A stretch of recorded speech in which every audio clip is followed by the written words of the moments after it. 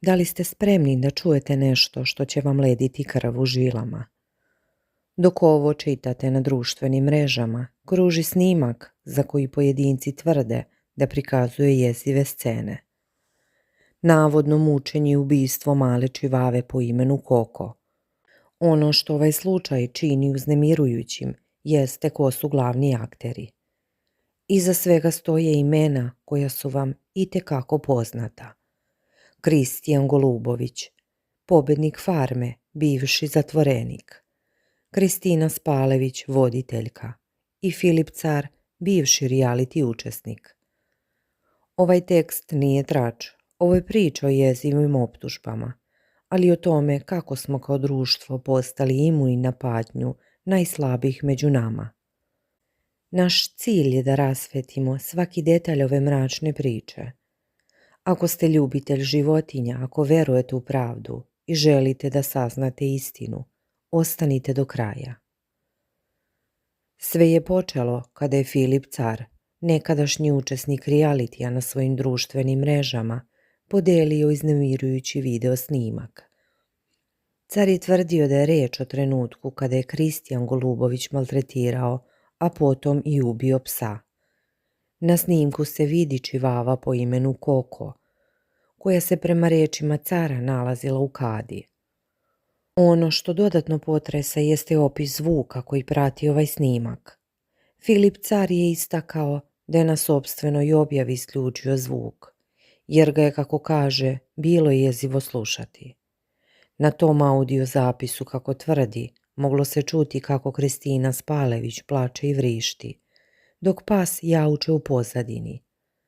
U tom haosu Kristijan Golubović navodno viče: "Evo gotov Koko, rešeno." Ove reči izgovorene hladnokrvno odjeknule su internetom poput groma iz vedra neba. Ovaj jeziv snimak nije usamljeni incident. Samo dan pre nego što je Filip Car objavio sporni video, Kristina Spalević je na svom Instagram profilu podelila snimak povređenog psa Kana.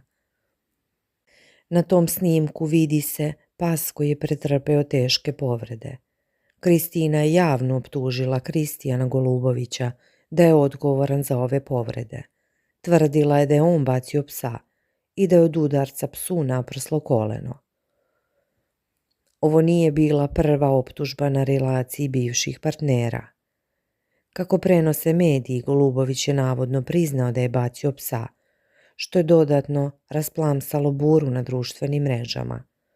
Međutim, kako se sukob produbljivao, Kristijan je negirao da je ubio psa. Ipak, prizori koji su isplivali govorili su drugačije. Filip Car nije stao na objavljivanju samo jednog snimka. On je nastavio da nizom objava razotkriva ono što smatra jezivim obrascima ponašanja Kristijana Golubovića. Uprkos nakon prvog videa, Car je na svom Instagram storiju podelio još jedan snimak. Na njemu se vidi kako Kristijan Golubović oplakuje svog kućnog ljubimca u lajvu na TikToku. Filip Car je ovaj prizor protumačio kao vrhunac licemerja, napisavši: "On ga je ubio i mrtvog doneo u lajv, da ga oplakuje jer je pas umro prirodnom smrću." Ova optužba je bacila senku sumnje na ranije objave u kojima su Kristijan i Kristina zajedno oplakivali svog ljubimca. Car je u svojim objavama otišao i korak dalje, iznoseći potresne tvrdnje o navodnom nasilju nad drugim životinjama. Ironično je prokomentarisao da je Golubović verovatno ubio i drugu čivavu koja je ranije nestala. Također je naveo da je Golubović bacio mačku sa balkona sa 5. sprata i da je papagaju otkinuo glavu. Iako su ove tvrdnje još uvek samo optužbe bez zvanične potvrde, one su dodatno uznemirile javnost. Ono što ovaj slučaj čini još kompleksnim jeste lični sukob između Filipa Cara i Kristijana Golubovića. Car je na svom Instagramu objavio privatnu prepisku sa Golubovićem, u kom se pominju ozbiljne pretnje i uvrede. U porukama koje su dospele u javnost, Golubović je pisao o odlaženju iz zemlje i upućivao brutalne pretnje. Meni ćeš pojit kuc kad god budeš hteo, olupina stara, a ustaša ti pokojni otac. Ali neka institucije zaštite ovu ženu Kristinu, da ne bi gledali tragediju, jer kompleksaš bolesni nije dobro i ne zna šta radi. Car se potom obratio policiji, Udruženju za zaštitu životinja, ali i direktno Goluboviću. Najavio je da dolazi u Beograd i da se mogu videti, poručivši: pošto mi opet preti i uzima me u usta, javite mu da sam tačno za 10 dana opet u Beogradu, pa ću ga nazvati da dođem do narkomanskog gnezda da me istuče. Samo nek me odblokira barem negde i neka se javi. Dok su se optužbe nizale, čelnici televizije Red morali su da reaguju. Vlasnik televizije Željko Mitrović, poznat kao veliki ljubitelj životinja, doneo je odluku da suspenduje Kristijana Golubovića i Kristinu Spalević. Prema saznanjima novina, nakon detaljnog pregleda svih materijala koji su isplivali u javnost, Mitrović je doneo odluku u suspenziji zbog, kako se navodi, zlostavljanja, mučenja i ubistva malog i nemoćnog psa Čivave. Ova odluka znači da Kristina Spalević, koja je na ovoj televiziji bila voditeljka, i Kristijan Golubović, koji je imao svoju emisiju Bajka iz podzemlja, više neće biti deo programa. Objavljivanje ovih snimaka naišlo je na veliku osudu korisnika društvenih mreža, ljubitelja životinja i udruženja za zaštitu životinja, koji zahtevaju hitnu reakciju nadležnih organa. Poznata ličnost Jelena Krunić našla se u suzama kada je vidjela snimak. Ona je potresno izjavila: ubio je kuče, sutra će decu. Ova rečenica savršeno slikava strah koji je zahvatio javnost. Ako je neko sposoban da ubije malo, nemoćno biće poput Čivave, šta ga sprečava da učini isto prema ljudima? Kristina Spalević, suočena sa optužbama, obratila se javnosti. Kako prenose mediji, ona je navodno rekla da je Kristijan pokušao da umanji ozbiljnost situacije, rekavši: ništa nije, to je samo uganuo nogu. Međutim, snimci povređenog psa Kana, kao i jezik snimak Čivave Koko, govore suprotno. Ostaje pitanje da li će nadležni organi pokrenuti istragu povodom ovih optužbi. Udruženja za zaštitu životinja su već zatražila hitnu reakciju. Prema zakonu o dobrobiti životinja u Srbiji, mučenje i ubistvo životinja su krivična dela koja se mogu kazniti zatvorom. Međutim, dosadašnja praksa pokazuje da su kazne za ovakva dela često blage, što dodatno zabrinjava javnost.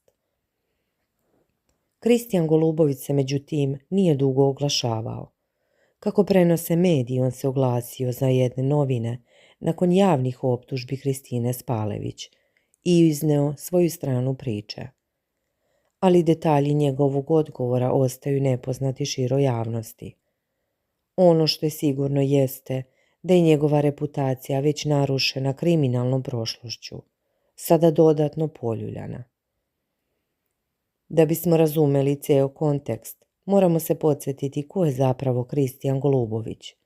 Rođen 30. novembra 1969. godine u Nemačkoj. Poznat je kao srpska medijska ličnost i bivši kriminalac. Bio je zatvorenik u zatvoru Zabela i pušten je 9. januara 2009. godine. Kasnije je postao pobednik 8. sezone realitija Farma.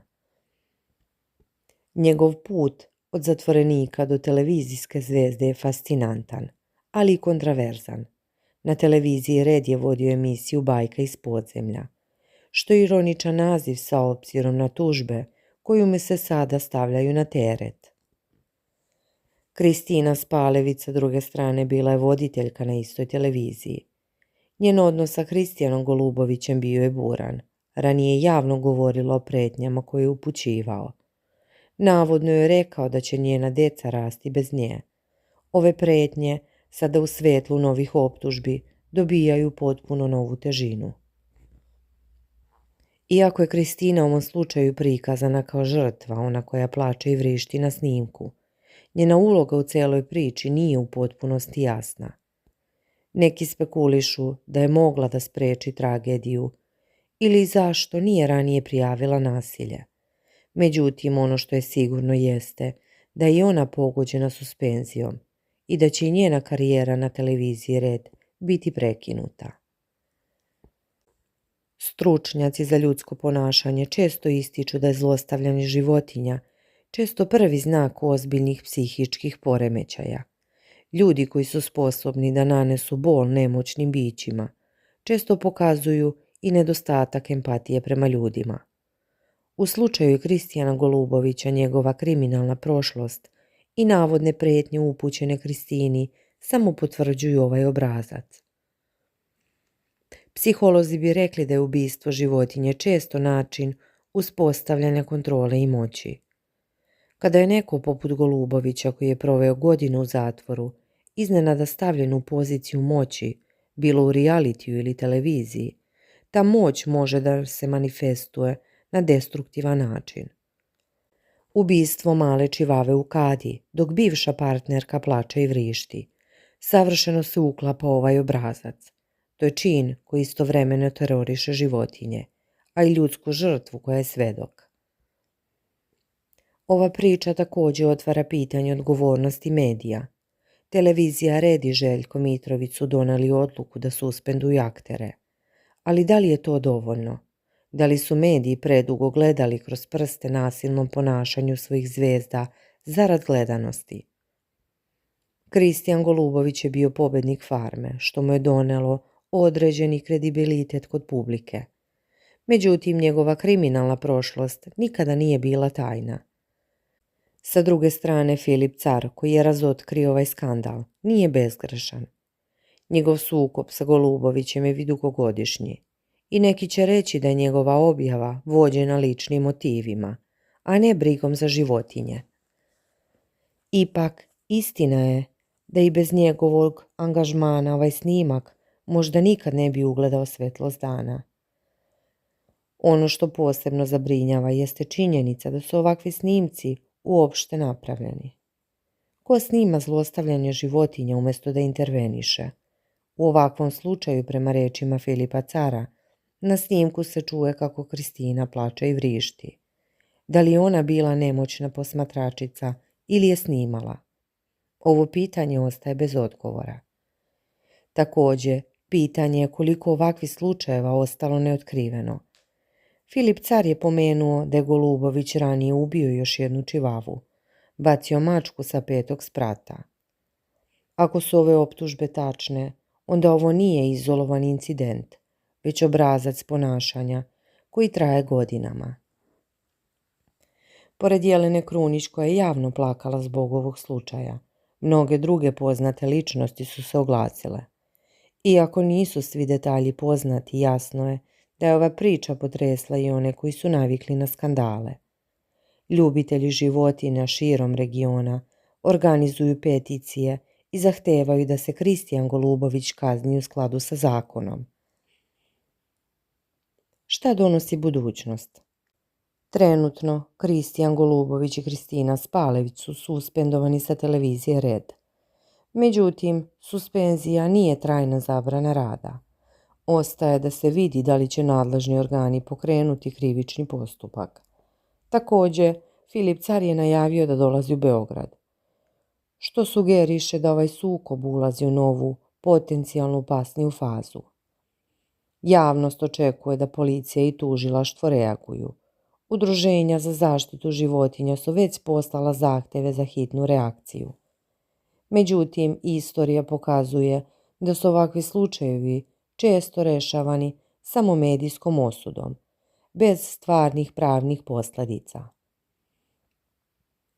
Dok ovo pišemo, hiljade ljudi dele jezive snimke i zahtevaju pravdu za malo Koko. Priča o Kristijanu Goluboviću, Kristini Spalević i Filipu Caru je priča o tome kako su društvene mreže postale oruđe pravde. Ali i kako su mediji često slepi za patnju onih koji nemaju glas. Ono što se dogodilo onoj Kadi sa malom čivavom Koko ostavit će trajne posljedice. Ne samo na živote umešanih, već i na svijest javnosti o tome koliko je važno zaštititi najslabije među nama. Jer ako smo sposobni da okrenemo glavu kada neko ubija psa, šta nas sprečava da okrenemo glavu i kada neko ubije čoveka? Pitanje za vas, dragi čitaoci.